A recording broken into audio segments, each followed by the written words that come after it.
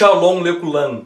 Hoje nós estamos na terceira parte do shiur sobre o anticristo, o terceiro templo e o sistema sacrificial. Nas duas partes anteriores, nós vimos que o texto de 2 Tessalonicenses, capítulo 2, afirma que o homem do pecado, o homem da iniquidade, que é uma alusão ao anti-Mashiach, ao anticristo, ele se assentará no templo e ele se passará como se fosse Elohim.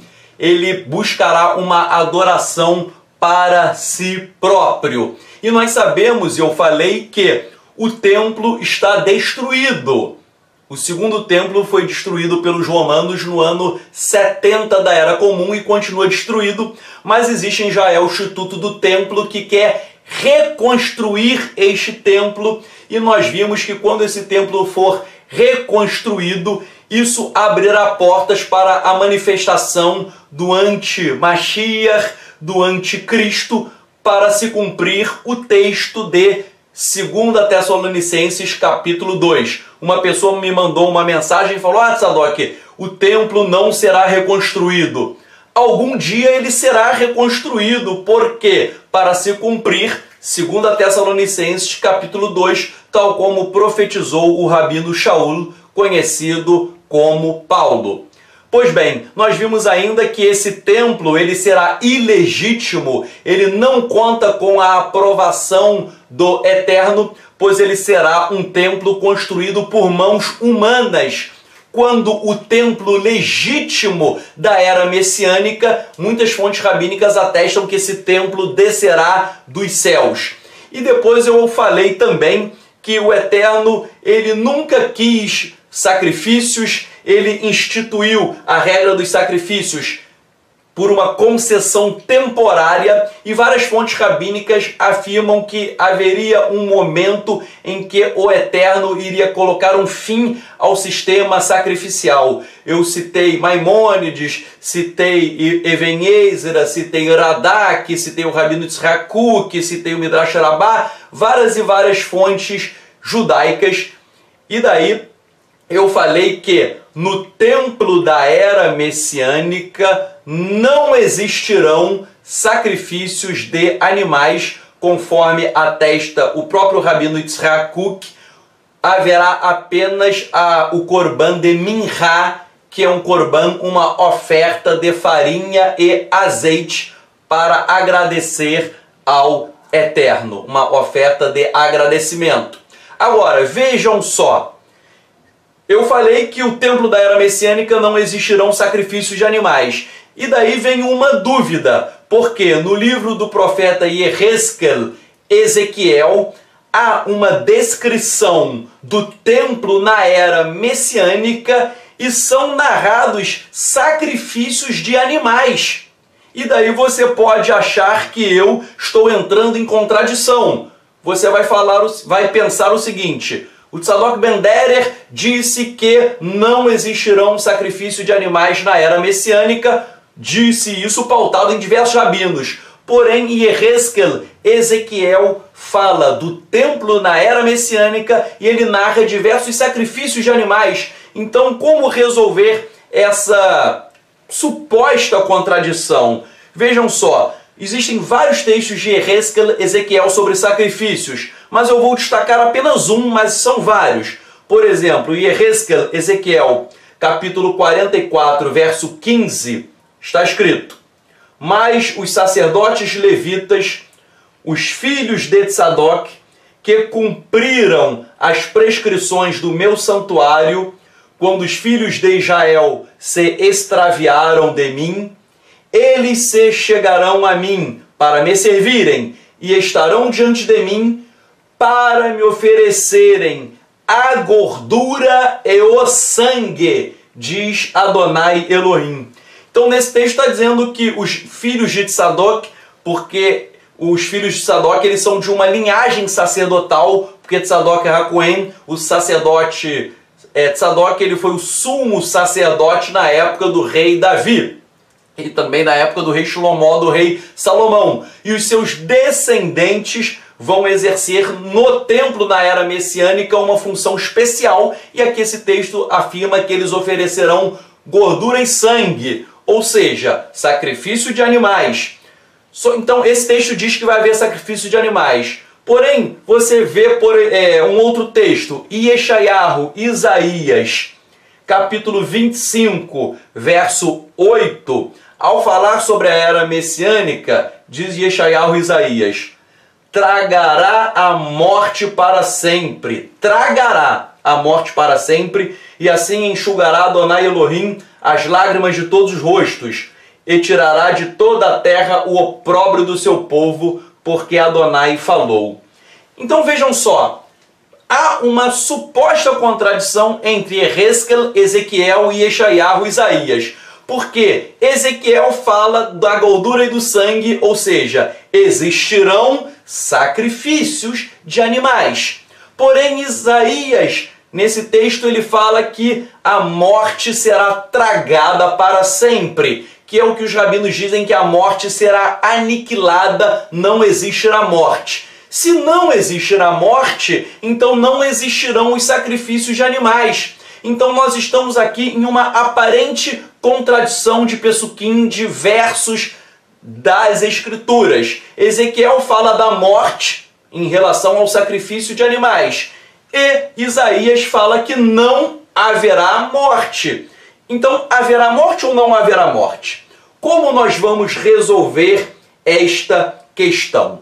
Primeiramente, eu gostaria de salientar que o livro de Yehezkel, de Ezequiel, ele possui algumas coisas muito interessantes, porque muitos rabinos ficam perplexos, porque o sistema sacrificial de Yehezkel, de Ezequiel, o seu sistema sacrificial é diferente do sistema sacrificial narrado na Torá. Isso causa uma grande perplexidade e comoção entre os rabinos, porque existe um dogma do judaísmo que a Torá é eterna e que ela não pode ser alterada. Se a Torá não pode ser alterada, o sistema sacrificial tem que permanecer o mesmo. Porém, Yehezkel, Ezequiel, ele dá um sistema bem diferente.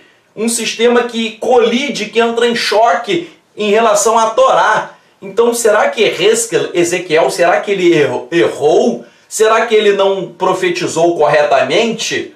Ora, nós veremos que Ezequiel, ele profetizou a verdade. Ele foi um verdadeiro profeta, porém nós temos que entender porque há mistérios no texto de Ezequiel que nós vamos ver.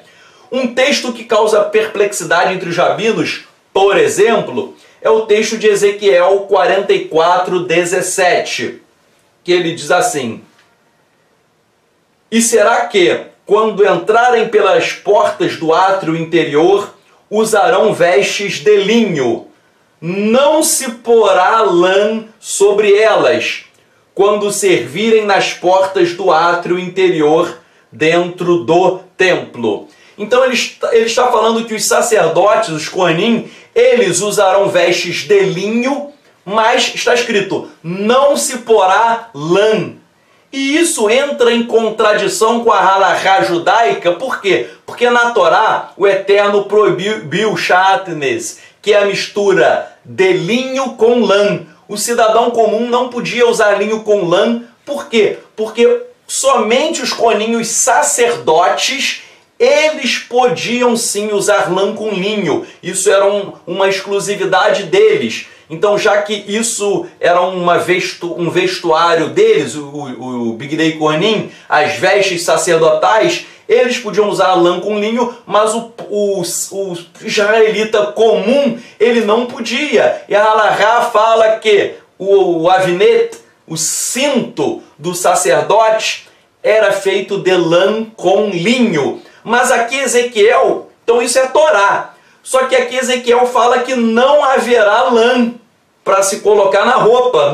Não será possível botar lã, não se porá lã. Então vejam, pela Torá e a halachá, o avinet, o cinto do cohen, do sacerdote, tem lã com linho. E aqui Ezequiel fala que não terá a lã. Então aparentemente é uma contradição. Eu estou colocando essas diversas contradições de Ezequiel com Isaías, essa que eu acabei de falar da lã e do linho, mas para demonstrar que o livro de Ezequiel ele possui muitos mistérios que precisam ser decodificados. Então vejam só, como interpretar o livro de Ezequiel? Muitos rabinos atestam que não é possível interpretar literalmente o livro de Yehezkel, de Ezequiel. Você não pode fazer uma interpretação literal. Por quê? Porque o livro tem várias passagens sobre a era messiânica. E na era messiânica haverá uma elevação espiritual fortíssima. E já que é uma elevação espiritual, o texto de Ezequiel, hoje, no Olam Hazé, ele está além de nossa compreensão. Então, repito, o texto de Ezequiel ele foi escrito para ser cumprido na era messiânica, em que haverá um alto grau de espiritualidade, de elevação espiritual, mas nós não podemos entendê-lo literalmente. Se nós entendemos literalmente, nós vamos errar. É um livro que transcende o nível pshat, transcende o nível literal, está acima da compreensão. O próprio Rashi, que ele sempre é muito literalista nas suas interpretações, ele mesmo atesta no início dos seus comentários que ele trabalha com o nível pshat, com o nível literal. O próprio Rashi confessou que muitas passagens de Yehezkel, de Ezequiel, não podem ser interpretadas literalmente. Então, nós vemos aí mais um autor dizendo que eu tenho que ir além da interpretação literal. Eu estou citando fontes rabínicas para depois voltar à suposta contradição de Ezequiel com Isaías, mas eu estou só falando algumas coisas para ir formando um raciocínio em sua mente para voltarmos à questão inicial desse estudo, a suposta contradição de Ezequiel e de Isaías e a questão do sacrifício na era messiânica. O Maharal de Praga, ele diz o seguinte: o grande rabino Yehuda Loev, o Maharal de Praga, eu pude estar na sinagoga dele na República Tcheca, uma sinagoga belíssima. Maharal de Praga, ele diz o seguinte, que as coisas deste mundo, elas podem ser interpretadas literalmente. Porém, as verdades espirituais da era messiânica merecem ser interpretadas de forma alegórica, de forma além do nível pshat, além do nível literal. E é por isso que muitos rabinos falam que o livro de Ezequiel ele está falando da era messiânica, então existem mistérios que serão revelados, e vários rabinos dizem que Eliyahu Hanavi, o profeta Elias, ele virá para revelar os mistérios, para nos explicar os segredos do livro de Yehezkel, de Ezequiel. Então isso é interessante. Há muitos rabinos, há muitas fontes da tradição rabínica dizendo que na era messiânica Eliyahu Hanavi ele vai aparecer e ele vai nos explicar, ele vai nos ensinar coisas do livro de Ezequiel que estavam ocultas. Por exemplo, no Talmud, em Menachot 45a, o rabino Yohanan ele fica surpreso e perplexo, pois os sacrifícios do livro de Ezequiel são diferentes dos sacrifícios da Torá.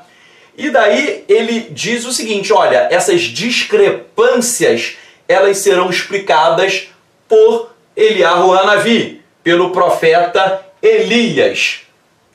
Vejam só, por todos esses argumentos que eu usei, no sentido de que o livro de Ezequiel ele merece ser interpretado além do sentido literal, além do pshat, ou seja, temos que fazer uma interpretação alegórica, como sugeriu o próprio Maharal de Praga. Com base em tudo isso, eu posso entender que o texto de Yehezkel, Ezequiel 44, verso 15, que fala dos sacrifícios, Esse e outros textos. Os textos de Ezequiel que falam sobre sacrifícios de animais, eles não podem ser interpretados literalmente. Eles devem ser interpretados de forma alegórica. Então, vejam só, aí volta o que eu falei na parte 1 e na parte 2 desse estudo e nos vídeos anteriores. Repito, na era messiânica não existirão sacrifícios de animais. O único corban será minhá, uma oferta de azeite e farinha, como ensinou o Rabino Yitzhak Kook. E se alguém me perguntar, ué, mas os sacrifícios de animais previstos por Ezequiel? Repito, esses sacrifícios de Ezequiel, eles não são literais. Nós temos que interpretá-los de forma alegórica, como sugeriu Maharaj de Praga, como o próprio Rashi disse que algumas coisas de Ezequiel eu tenho que ir além do nível Pshat, como dizem vários rabinos, como eu citei o Menahot 45a do Talmud, que Eliyahu Hanavi virá para explicar essas discrepâncias. Então, já que eu posso interpretar Ezequiel de uma forma alegórica, os sacrifícios de animais não existirão. Todas as referências de Ezequiel sobre os sacrifícios de animais, isso daí não é o sacrifício em si, há uma alegoria por trás. E o que significam esses sacrifícios? O que significa, por exemplo, Ezequiel 44:15? Eu posso pegar uma passagem de Ramban, de Moshe ben Nachman, conhecido como Nachmanides, ou simplesmente Ramban. Ramban, quando ele comenta a ideia do sacrifício e a ideia do sangue e da gordura na Torá, ele afirma que o sangue, ao comentar a Torá, o Ramban diz que o sangue representa a vida e a gordura representa a energia vital. Repetindo, o sangue tem um sentido simbólico de vida, porque a própria Torá diz que a vida da alma está no sangue. E a gordura, o que é a gordura? Diz ele, simboliza energia vital. Por quê? Porque a gordura é uma fonte de energia. Até a nossa gordura aqui, ela contém energia. Então eu posso fazer uma releitura de Ezequiel capítulo 44, verso 15.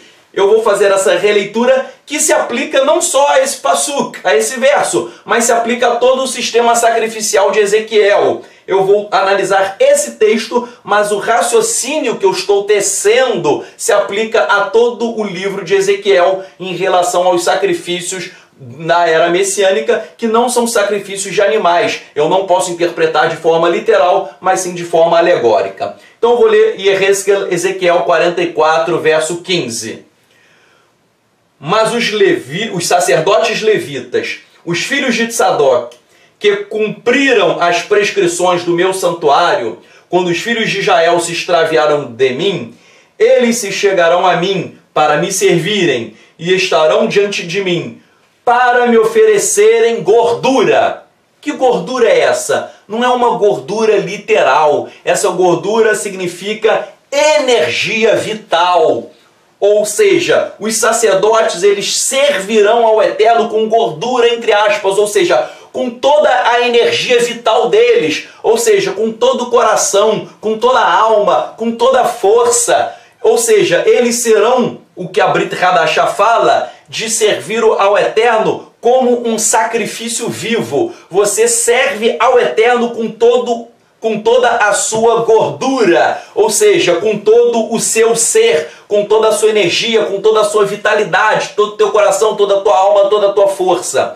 Então, isso que a gordura simboliza. E eles servirão também com o sangue. E aqui eu repito que o sangue significa a vida. Então, os coanim, os sacerdotes, eles ofertarão as suas próprias vidas ao Eterno, ou seja, o serviço divino será feito com bastante intensidade. Uma passagem do Talmud em Berachot 17a é muito interessante, que após a destruição do templo, nós sabemos que não há mais sacrifício de animais, até porque o templo foi destruído. Mas há uma passagem interessante que o Rabino Sheshet, no dia de Yom Kippur, ele disse o seguinte, que no dia de Yom Kippur, que nós jejuamos, ele afirma que ele oferecia o seu próprio sangue e a sua própria gordura como sacrifício no lugar do sacrifício de animais. Eu vou ler aqui a passagem e explicar. Talmud Berachot 17a. Soberano do universo, está revelado diante de ti que, na época em que o templo estava de pé, a pessoa que pecou poderia oferecer sacrifício, e ele poderia oferecer, a partir disto, somente sua gordura e seu sangue, e isto fazia expiação por ele. E agora o quê? E agora que o templo não está mais de pé, eu tenho me comprometido com o jejum e com a minha própria gordura e o meu sangue tem diminuído. Então, eu tenho me comprometido com a minha própria gordura e o meu sangue, que eles têm diminuído.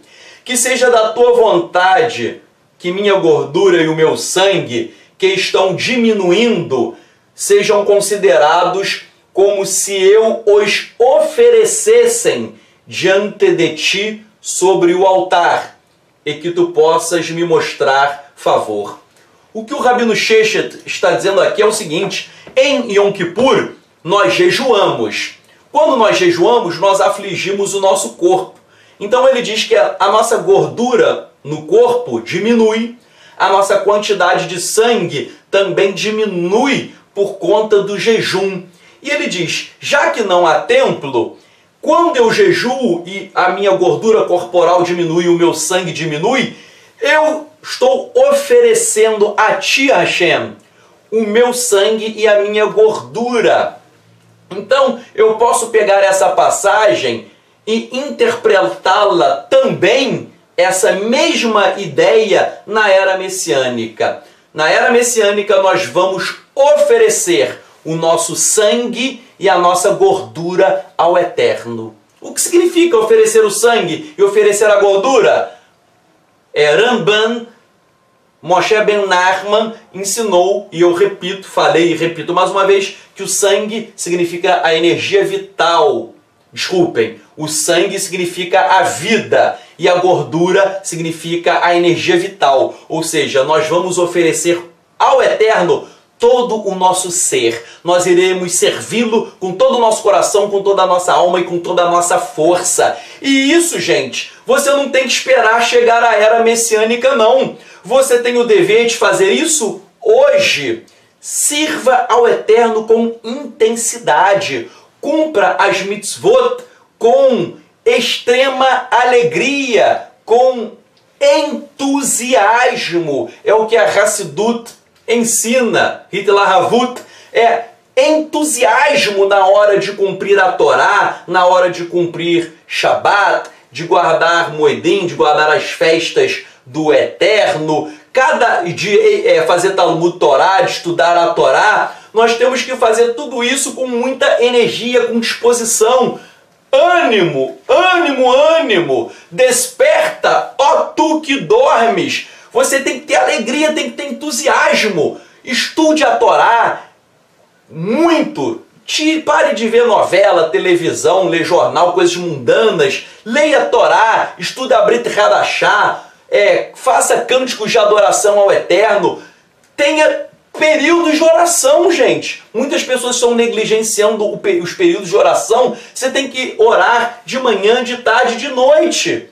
Não é fazer o Shacharit, Minha e Arvit. Você tem que orar todos os dias, 3 vezes ao dia, no mínimo. Orações intensas perante o Eterno, buscando a presença divina para te iluminar. Muitas pessoas estão com frieza espiritual porque deixaram de estudar as Escrituras, deixaram a oração, não estão jejuando.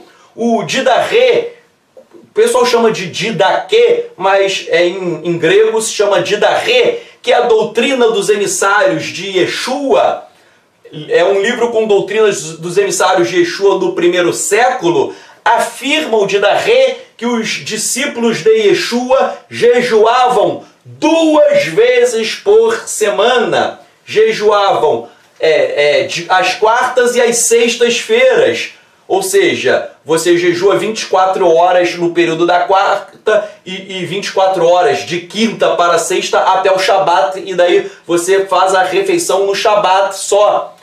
2 períodos, ou seja, 24 horas de jejum de terça para quarta, a noite de terça para a noite de quarta e a noite de quinta para a noite de sexta até o irromper do Shabat. E muita gente me pergunta, Tzadok, esse jejum é bebendo água, tomando café? Não, gente! O jejum, de acordo com as escrituras, é um jejum total, sem comida, sem bebida. Eu, particularmente, estou adotando essa prática de jejuar 2 vezes por semana, 24 horas de terça para quarta e 24 horas de quinta para sexta até o irromper do Shabat, e fico orando, buscando o Eterno, e isso tem me dado uma fortaleza espiritual muito vibrante. A luz de Hashem tem brilhado muito em mim e eu quero mais e mais, quero continuar buscando o Eterno. Busque também o Eterno,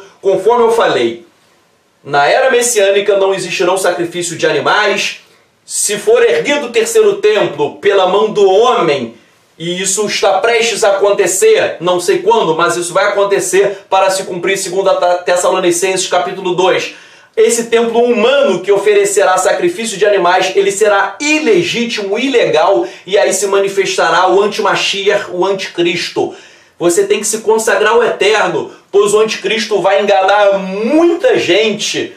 Pô, eu estou nesse período, nesse período de jejum, de oração, de busca do Eterno, porque o espírito do engano já está no mundo há muito tempo e muitas pessoas estão sendo enganadas. Se você não se fortalecer, você vai cair, como diz a Mikra, a escritura, aquele que está de pé, cuidado para que não caia. Então busca o Eterno com intensidade, pois a operação do erro, do engano já está no mundo há muito tempo e você tem que se preparar, pois quando o anticristo se manifestar, se você não estiver ligado ao Eterno, Devekut, uma ligação profunda ao Eterno, você vai terminar sendo enganado, cegado pelo príncipe desse século, pelo pai da mentira. Que o Eterno te fortaleça, que o Eterno te abençoe e te guarde. Chame Yeshua HaMashiach, em nome de Yeshua, o Messias. Amém.